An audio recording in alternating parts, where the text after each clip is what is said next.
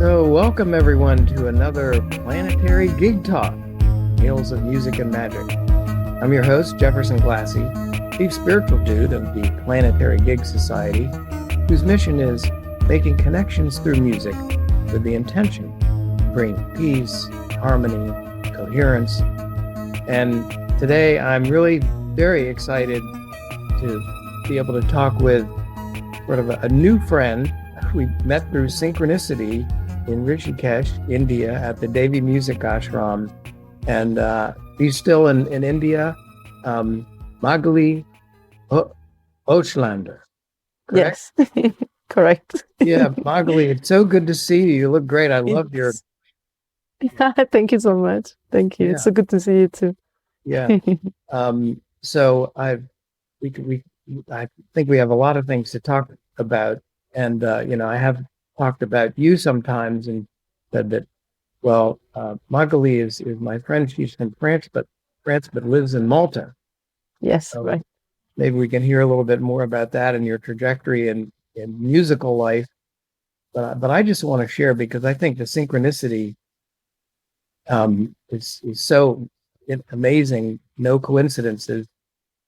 So we were at the music ashram, and there's a music hall where their concerts are. And Magali was in there, you were playing, and I didn't know you. I might have seen you.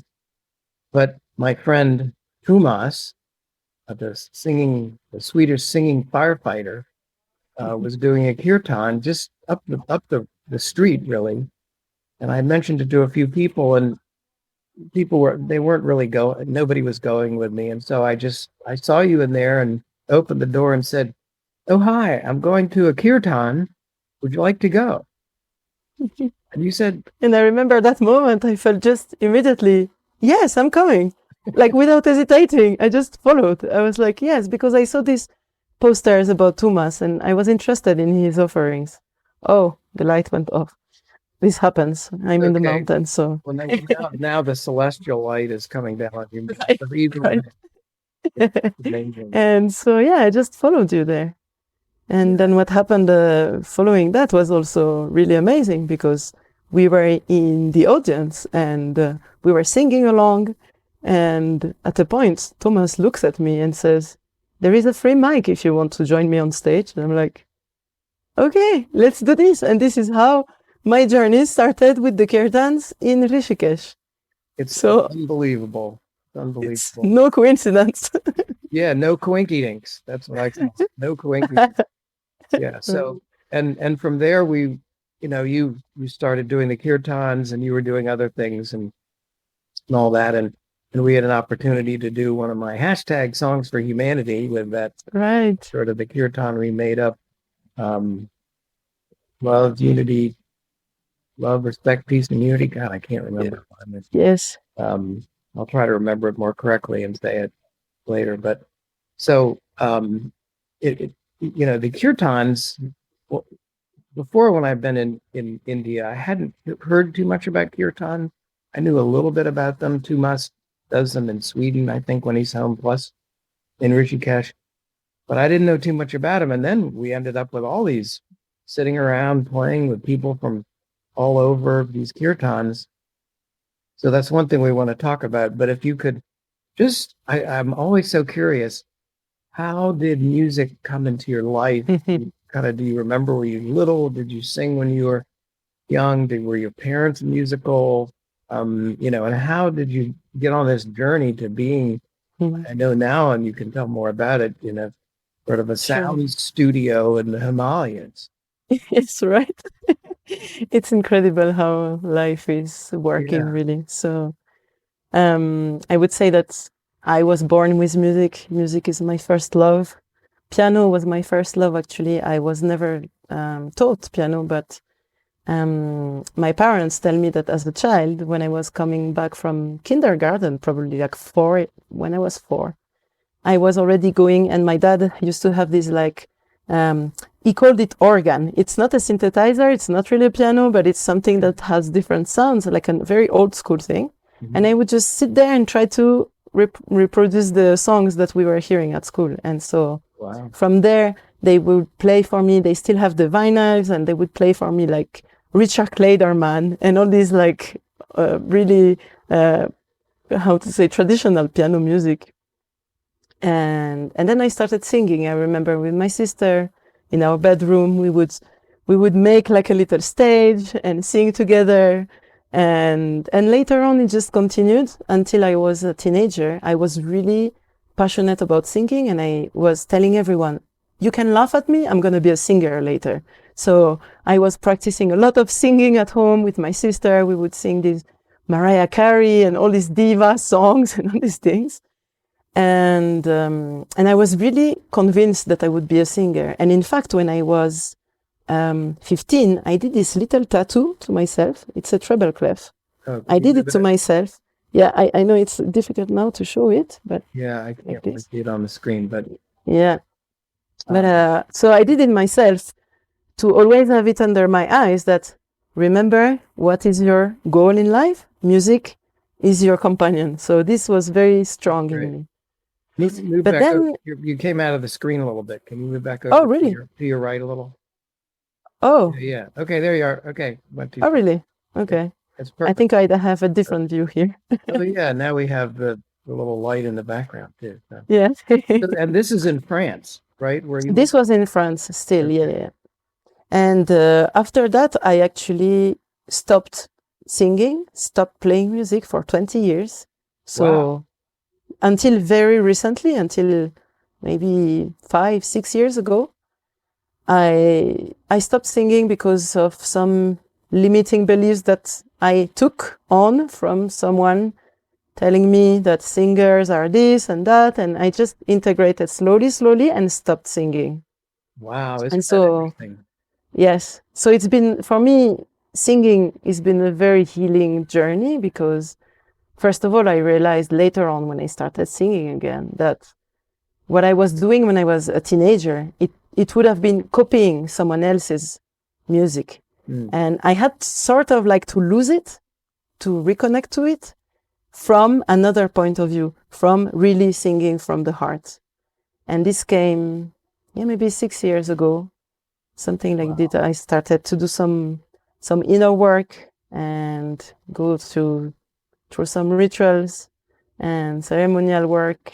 And through this, the voice started to come out again. And also an angel into my life, gifted me a handpan. Mm-hmm. And from that point on, music came back into my life, and I started playing and I started doing sound healing. And first I was hiding behind instruments. And then slowly the voice couldn't be stopped anymore. And so here I am now, and I came to India for kirtans because I wanted to learn more about kirtans. And suddenly I'm here. It's so amazing. And you sort of picked up guitar as a way to accompany. Exactly. Yes. Yes. Maybe singing. almost 2 years ago, nearly 2 years ago. And it's also funny because I never liked the guitar so much. I was never connected to the guitar, to the kind of songs that were sung with the guitar. Mm-hmm. And then I tried, and I saw that it would help me to make my voice come out, and it would support me. So now it's my favorite instrument. Wow. Yeah. Well, you play it so well, but you also know Thank you. piano. You could play piano. Yes, and I know piano more intuitively. I think I have the chance that I have the understanding of music theory. I don't know about it, but I see the system. Like, it's something in me, kind of understand how it works. It's about mathematics, and but I'm not trained, so I play intuitively. It is amazing. Music is an interesting mistress to have. It is. It It is. And it does happen, I think, to a lot of people, not exactly the way it happened to you, but people, they take lessons, they're in school, and some teacher says, well, you'll never be a good singer, Yeah. Or Right. you don't waste they tell the parents, don't waste the time singing for them. And it just misses the entire point. I don't know why so Right. many music teachers and other people think that music is just, it's like breathing if you think of it that way, So True. I am also just curious, it may not be a big part of the story, but so then when did you move to Malta? So that was in 2017. Okay, so you were in France most of the time, then you moved to Malta in 2017. And that's Yes. about the time you picked up music again. A few years after, like I started reconnected with myself when I was there. And first I connected to art because I was also always drawing and painting. And so I reconnected first to that layer. And I always say like Malta made me go closer to the core of who I am by peeling the layers, you know, first layer was the art. And then I could call myself an artist, which was also something really big for me. And after that, just naturally music came back. And I feel that now I'm really at the core of my dharma. That's so interesting, and does go to the point also when it, to say I'm a musician. People say, "Are you a musician?" And I go, "Well, Right? I wasn't a musician for most of my life, really. I came to it really late, harmonica and then guitar, and I don't feel like I really know all the, how to just jump in on guitar at any song, and I'm not quite sure of these things. But the point is, I'm a musician, and Right. musician, and so but I understand how being able to say I am an artist is empowering, and then it allows you to do more. And actually, you know, you are what you say you are. And I discovered through this that when I announce myself as an artist, people start seeing me as an artist. Since I decided that I'm a musician, I keep attracting all musicians into my life. My friends, most of them are musicians, and my dearest connections are actually all musicians. So it's really interesting also. It really is. And boy, I can't even count or the connections through music and the Right? friendships all around the world in so many places. It's just remarkable. So you're now to tell everyone or whoever's listening out there. So it's just been recently coming into this point in your life, and we were in Rishikesh together, and you started doing more of these kirtans. And I do remember there was a kirtan festival in Rishikesh. Right. You came to Rishikesh for that. For that, exactly. Yes. But we both went. Tumas told me about it, and I went, and it was basically Hare Krishna. Right. And so it was kind of not it was a Hare Krishna thing, kirtan, as opposed to just broadly speaking kirtan. Exactly. Yeah. So you found the other path. And maybe explain about kirtans and what do you think of them, and then how you ended up at this mythical, magical recording studio up in northern India. So yes, exactly. I came to India because of kirtan, because actually, interestingly enough, the year before, I was in Peru, and there I was going to a lot of kirtans. I knew of kirtans before because in Malta we have this little group also, we do every month a kirtan. But there in Peru, I experienced something a bit bigger, with more like people really trained in India that were really more familiar with all the different instruments. And something in me got really touched because for me, like if I have to use my voice for something higher in the world, like let it be devotion, let it be thanking God for this beautiful creation. And that's why also on the side, I'm also very passionate about medicine songs, because they sing about nature and they sing about like healing things. Yeah. Which kind of song did you say? Medicine songs. Medicine? Medicine songs. Yes. Yeah, they're music is medicine. Yes. Yes. And so when I discovered kirtan in Peru, I really felt a calling to, I need to learn more about this, because I felt such an expansion of my heart. Interestingly, also the year before, I was going to some Christian groups to sing, because I had this connection to Jesus that came into my life, and I explored it through music, and I really felt the same feeling of devotion actually, and of just opening the heart to singing about the divine, whatever we want to call it. And so from Peru, I met Madhava, which is one of the main kirtan leaders nowadays. And he told me about this Kirtan festival. So that's why I came to Rishikesh. And exactly the same as you, I was a bit disappointed because I expected something different, something more like a gathering of different kirtanis and coming together to play. But then, obviously, sorry. Well, what is a kirtan? How do you describe to people what is a kirtan? What is kirtan?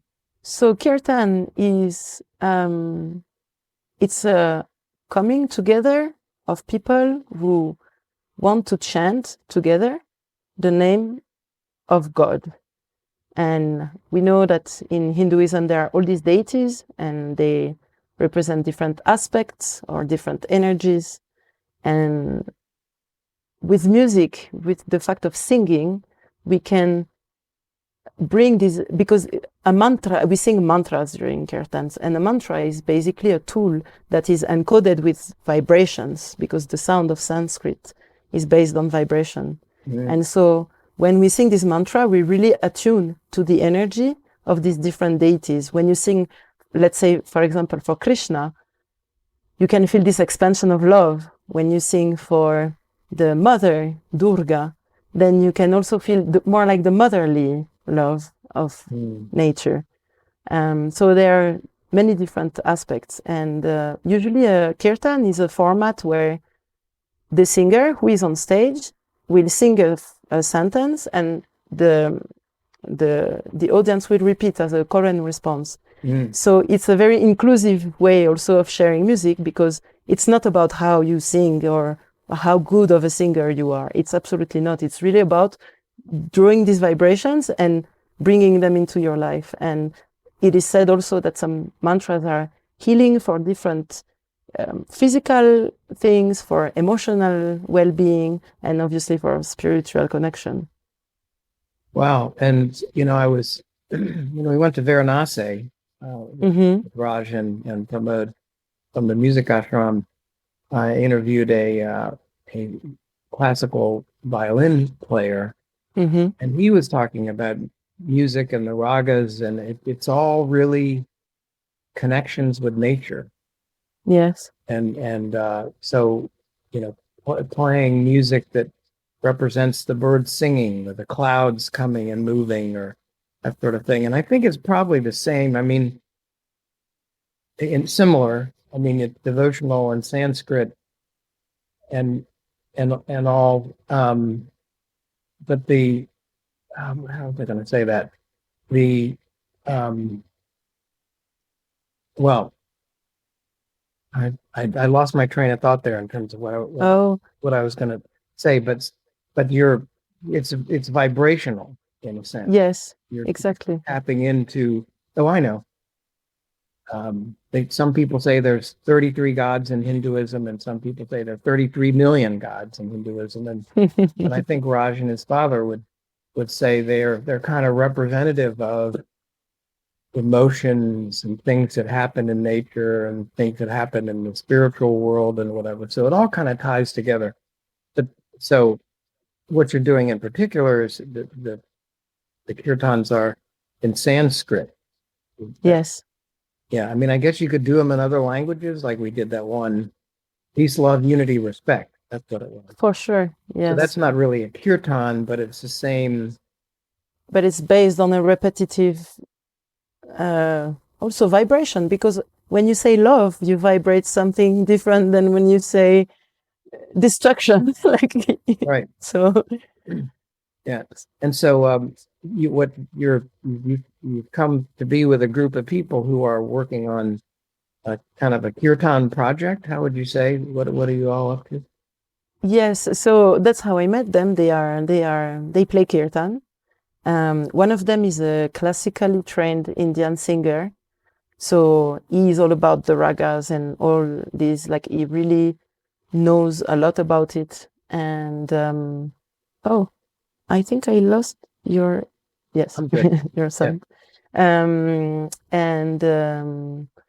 And he's the teacher of the other person that works with him. And together they started playing these kirtans, and they met someone else who joined the group, and they have different projects. They have the Kirtans, which is more like a performance-based project, but also they have this recording studio that they had already in Rishikesh. And when we came together, we started manifesting this idea of moving this recording studio in the Himalayas, because we went together for a voice retreat that they were leading, and a Bhakti voice retreat. And we were in this place here in the Harshil Valley, which is a very beautiful, untouched nature. And when we felt the energy of these mountains, they look very similar to your decor behind you. They are here in front of me.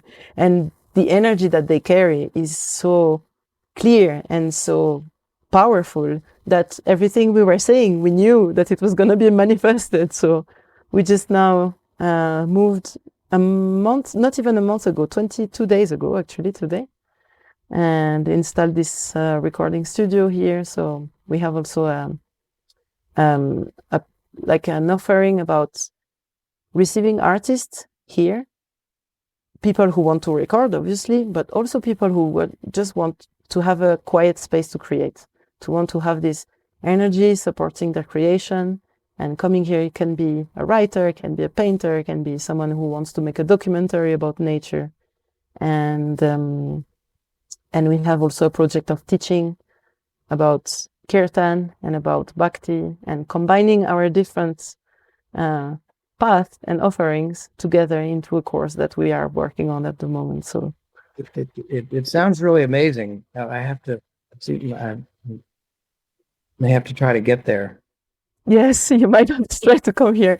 Try not to come between November and March, because the temperatures and everything is really harsh, and all the villagers actually leave. They go to Dehradun.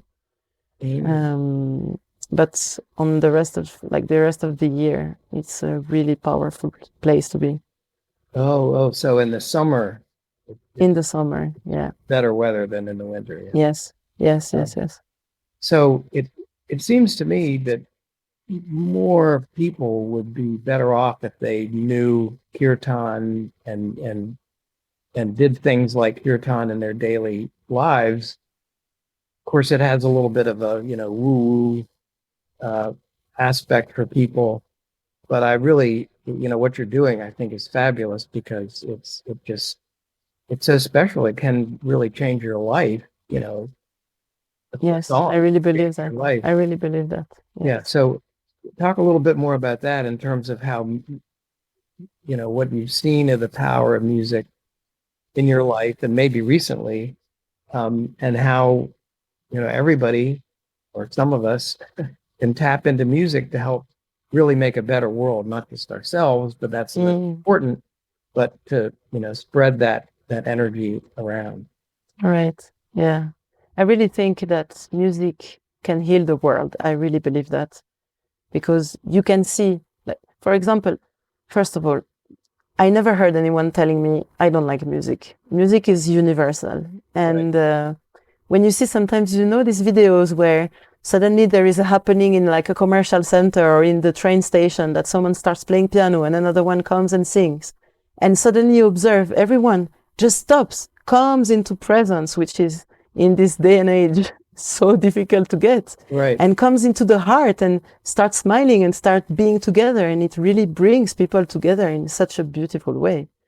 And for me, in my own personal journey, all these years where I stopped playing music was a very big part of my life still. I would listen to a lot of music, and before I would call that healing, I didn't know what was healing. But I would come back from work quite tired, like long days, a lot of like corporate life. And I would just lay down on the couch, put an ambient album that I love.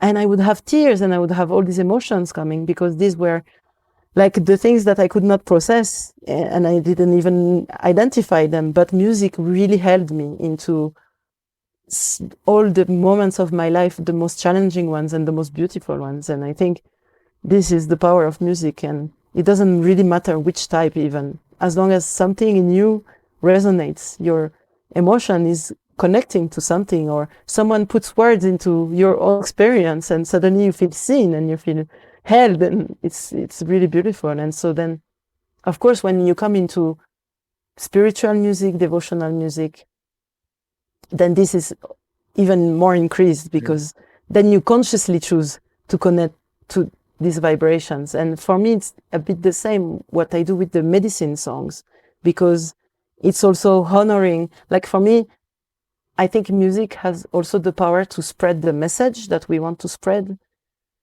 in this nowadays, in this society that is really struggling, and where we are seeing so much darkness coming up to the surface. I feel that it's almost like holding a torch and listen to this message, like what we said with this peace, love, unity, and respect. Just singing these words, if one person hears them and it touches their heart, then maybe something can change. And I really believe that. And I think you too. That's why we also are connected. Yeah, exactly. Well, I think what you're saying is exactly right. You said it so beautifully. And, you're just so beautiful, because you're just radiating this love and music and harmony and everything. And it's so great. I mean, I just feel Thank you so much. special to be able to know you and then keep track, through social media and see what you're doing. And boy, I would just, what the world needs now is love, sweet love. Right. And that's, what we all have a chance to bring, particularly through music. When you say medicine music, is that a different type, or you just mean, what do you mean by that, as opposed to kirtan, right? It's a different type, because it's connected to the shamanic rituals that are coming from South America, and where their music is something that is connected to nature and to the healing, also like healing work. And so they are known as medicine song, because they are connected to these medicines, the plant medicines. Plant medicine songs. Yeah. Yes. I've had some conversations about that with people for another one of our programs, where I interviewed a few people about something. We did one on music, mushrooms, and mycelia. We did one on plant medicine. And it's, as a friend of mine says, the music is the medicine. It is. If I can tell an anecdote, like I experienced something very profound in one of these ceremonies where we were using one type of medicine, and the space holders were this amazing band from Spain. They are really, really amazing. They make very beautiful music. And the music itself was bringing such a unity, a totality into the room, that every single person in the room, musician or non-musician, was so connected, either through just a tapping on their shoulders or like a movement. And we came together in such a sense of unity, of totality. At this moment, I felt like this is the answer. Like, there is no other answer. I am looking for an answer. Music brings God, because it brings harmony, it brings togetherness, it brings people loving each other, and presence, deep level of presence into the moment through celebration and joy. Like, it really touched me deeply. This moment stayed with me. Like, stop looking for anything. This is what you're looking for. That's it. Wow. Well, you seem so happy about it, and people haven't really heard you singing the kirtans or whatever, but I certainly have. And yes, very inspiring. We'd be sitting around with a few of us, and you wouldn't be there, and it was kind of not that great. And then you'd show up, and everybody brightened up, and so how sweet. Great memories of that. Yes. Well, thank you so much for taking the time to talk a little bit about this. It's an inspiring journey. You're talking about some things that I just wish more people could understand, because we don't need to fight about, healthcare and taxes and things. We just, can enjoy this amazing world and kind of be healed through music. I don't know if there's anything else you'd like to mention or say about. I think I just want to say thank you for having me. Thank you for the beautiful words you are saying, and for your own connection to music that you're bringing around and also connecting all these people. And you're doing a beautiful work as well, a beautiful work of light in this world. And yeah, I just want to thank you for Thank this. you. Really, I really appreciate it, Magali. You're just a wonderful friend and singer and person, and thank you. I'm so happy that I get to keep track of you on Sure, me too. Instagram and see what you're doing. And you know, if you take it to Europe, around the world, or whatever, it'll be great. You're doing wonderful. So thank you so much. Thank you so much. Yes, and come here whenever you want. You are very welcome. Okay, yeah, I'd love to come see you. We'll see how that goes. All right, thank you. Namaste. Thank you so much. Namaste.